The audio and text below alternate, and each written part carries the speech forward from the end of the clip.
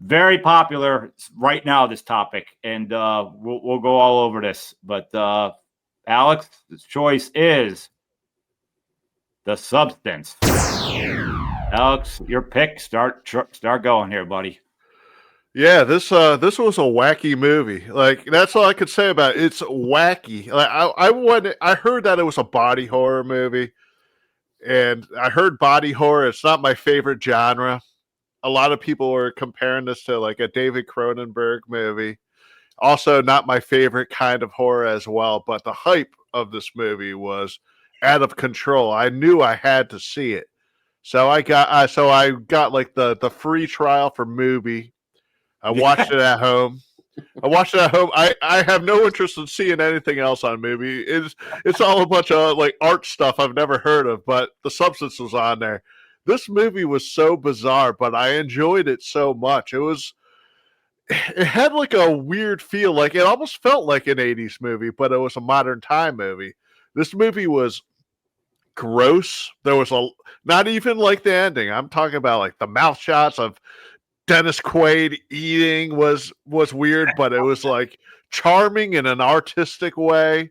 The drumstick coming out of her butt. Oh yeah, that was the girl's name, Margaret Qualley. She was beautiful. I enjoyed looking at her. The movie was very sexy, I gotta say, with that girl. Like I thought she was beautiful, but at the same time, as the movie progressed, it got more and more disgusting and bizarre. The way I would describe this movie is The Nutty Professor meets The Fly. That's how I could describe it. The Nutty Professor meets The Fly. I don't know how, like it's bizarre, like the chicken wing thing and her being birthed at a Demi Moore's back. The ending when they join together and they're nothing more than like this blob thing. It was a little basket case going on. She kind of looked like a cross between Gollum and Ephialtes from 300 at the end. And maybe that what Bill Paxton turned into in Weird Science too, maybe. I thought, honestly, and to jump in right where you're saying here, I thought Basket Case and I thought Alien Resurrection, like the messed up Sigourney Ripley's that didn't exactly make it. Like I was just like, oh yeah. I thought there was a lot of unpack in that part. But Dave, this is also your 3. So before I go, you go. I mean, this movie, I heard really good things. I caught it. I saw it in the theater like the last week it was playing because everyone's like, you got to check out The Substance. I'm like, all right, fine, I'll check it. And I go in, I'm like, oh, okay. It's going to be this like body horror kind of thriller about like, aging and like Demi Moore looks, oh my gosh, she's 60. Damn, she still looks good, and then Margaret Qualley. And then it just got weirder and weirder and gross. And like, just when you think, oh no, they're not going to go there. Oh, they're going there. Oh my God. What are you? And by the end of it, it's just, it turns into a grotesque Cinderella story, complete with a countdown to midnight. And I know there, we talked about Late Night with the Devil being set on Halloween. This is a great New Year's Eve horror movie to watch. Yeah. It's this and End of Days are now my go-to New Year's Eve movies.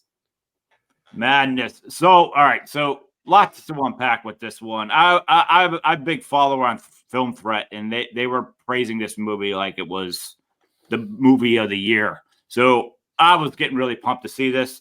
So to copy and paste what Alex said, movie free trial, and I saw this I think a couple Sundays ago, but. So this didn't make my list because the third act, but we'll get to that in a second. First off, I did like this right out of the gate. I dig it. I think they capitalized on something that's truly a horror to all of us is like aging. Like especially if you're really good looking. I can admit, like, wow, you're watching the next generation come. You want to hold on to youth. What's the price for youth? And she finds this program, The Substance, and gets it a shot. The second I opened that and saw all the needles, I'd be right out. That's just me.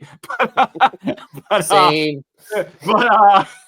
But I dug it, and as Alex was saying, Dennis Quaid was freaking great on that stuff. I mean, it was a beautiful movie. The first two acts I was loving. My thing was the length of time.